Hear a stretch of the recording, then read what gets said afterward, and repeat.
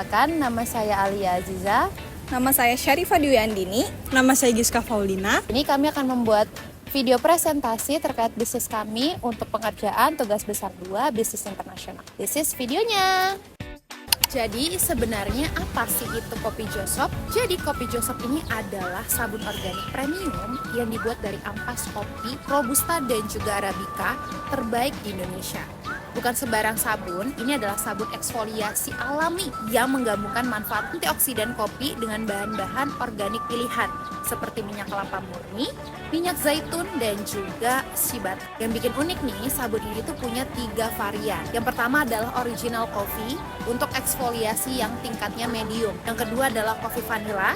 Ini adalah untuk orang-orang yang suka wewangian atau aroma yang lembut. Dan yang ketiga adalah coffee cinnamon yang efeknya punya daya rasa hangat di dalam tubuhnya. Nah, semua ini bebas dari bahan kimia yang berbahaya, dikemas dengan kemasan yang eco-friendly dan juga mudah dibaurkan dengan tanah, serta juga sudah bersertifikasi organik internasional. Formula pH balance juga yang cocok untuk semua jenis kulit, dermatologically tested juga. Jadi dari sisi operasional, Kopi Josop sebenarnya punya banyak kekuatan. Kopi Josop punya kekuatan utama di bahan baku. Kami menggunakan ampas kopi dari perkebunan berkelanjutan dikombinasikan dengan bahan alami seperti VCO, minyak zaitun, aloe vera, dan gliserin nabati. Semua aman dan bebas bahan kimia. Jadi produknya premium dan ramah lingkungan. Tim kami juga punya pemahaman yang kuat soal tren dan manfaat kopi. Jadi inovasi produk bisa terus berjalan. Operasional cukup efisien karena didukung alat berstandar internasional dan SDM yang fleksibel. Lokasi produksi di Indonesia juga bantu efisiensi biaya. Kemudian dari sisi output, sabun kami nggak cuma fungsional, tapi juga punya nilai tambah seperti kemasan ramah lingkungan, aroma yang khas, dan visual yang menarik. Dan yang terpenting, meskipun premium, harganya tetap kompetitif. Tapi kami juga punya tantangan nih, produksi masih terbatas, jadi belum siap kalau ada lonjakan permintaan besar. Proses ekspor ke Singapura juga cukup kompleks karena regulasi ketat sementara tim kami masih beradaptasi. Kemudian distribusi juga menjadi tantangan lain. Ini masih mengandalkan e-commerce dan mitra lokal. Belum masuk ke retail besar atau spa karena daya tawar brand belum cukup kuat. Kemudian penyesuaian produk juga butuh biaya tambahan seperti kemasan dan sertifikasi lingkungan. Nah, untuk masuk ke pasar Singapura, kita punya strategi yang komprehensif. Dari sisi produk, kita akan adaptasi formulasi yang aman untuk iklim tropis dengan tambahan efek pelembab untuk mengurangi efek lengket juga di dalam pemakaian produk kita. Dan kita juga mengembangkan kemasan yang tahan dan juga mudah dipakai. Kami juga sedang meriset varian khusus untuk kombinasi kopi pandan yang dimana familiar juga untuk konsumen Asia Tenggara. Positioning kami juga cukup jelas, yaitu kemewahan berkelanjutan. Kami bukan cuma sabun organik yang biasa aja, tapi produknya juga mentransformasi limbah jadi luxury product skincare. Nah, kita juga untuk fokus distribusinya nih, kami akan masuk melalui retailer premium seperti Sephora dan juga toko organik. Plus kita akan fokus kepada e-commerce seperti Lazada dan juga Shopee yang cukup familiar di Singapura. Nah, marketing fokus kami ini cukup ke digital terlebih dahulu, yaitu Instagram dan juga TikTok, dengan kolaborasi kepada influencer-influencer lokal yang memiliki value yang sustainability sesuai dengan produk kami. Nah, kami juga akan mengeset harga di 25-35 US dollars per batang untuk positioning premium yang justified dengan kualitas bahan dan unique value position produk kami. Nah, keunggulan kompetitif kami dibandingkan pesaing-pesaing kami adalah kami ini first mover.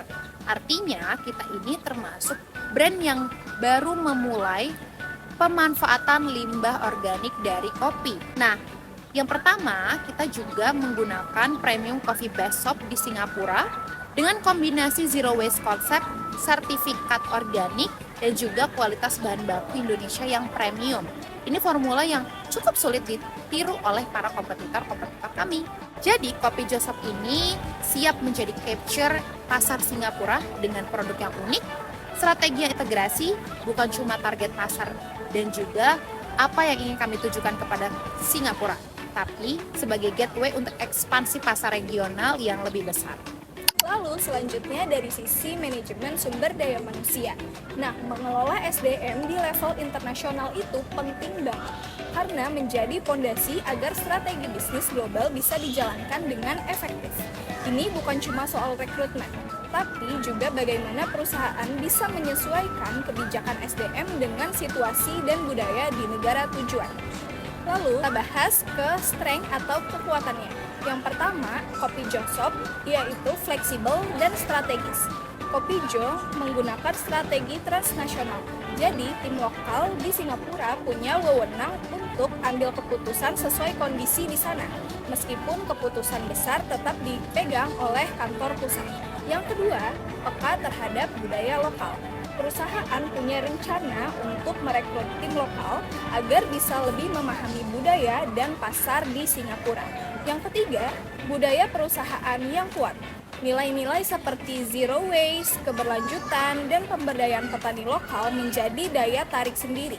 Ini membantu menarik talenta yang punya visi dan misi sejalan, baik di Indonesia maupun di luar negeri. Yang keempat, siap secara strategi menghadapi sistem lokal. Dengan memilih Singapura, yaitu negara dengan ekonomi terbuka dan regulasi yang jelas, maka SDM jadi lebih mudah untuk berkembang. Selanjutnya, kita bahas tentang kelemahan atau weakness. Yang pertama, yaitu kurangnya pengetahuan soal hukum dan regulasi lokal. Misalnya soal aturan ketenagakerjaan, pajak, jam kerja, sampai sertifikasi produk. Ini bisa jadi hambatan kalau SDM tidak dibekali pengetahuan dan pelatihan yang cukup. Yang kedua, belum ada pelatihan lintas budaya. Budaya kerja di Singapura bisa sangat cepat dan kompetitif. Kalau tim dari Indonesia belum siap, bisa saja terjadi miskomunikasi atau bahkan konflik budaya kerja. Yang ketiga, masih bergantung pada mitra lokal. Kopijom belum punya tim frontline sendiri di luar negeri, seperti sales atau promotor, jadi belum sepenuhnya mandiri. Dan yang terakhir, kurangnya sistem HR yang terintegrasi antar negara. Misalnya sistem evaluasi kinerja global, kompensasi standar internasional, atau HRIS terpusat. Tanpa ini, koordinasi lintas negara jadi lebih rumit dan tidak konsisten. Selanjutnya, kita akan bahas manajemen keuangan PT Natura Kopi Indonesia dalam rencana ekspansi ke Singapura. Dari sisi kekuatannya, keunggulan utama ada di efisiensi biaya.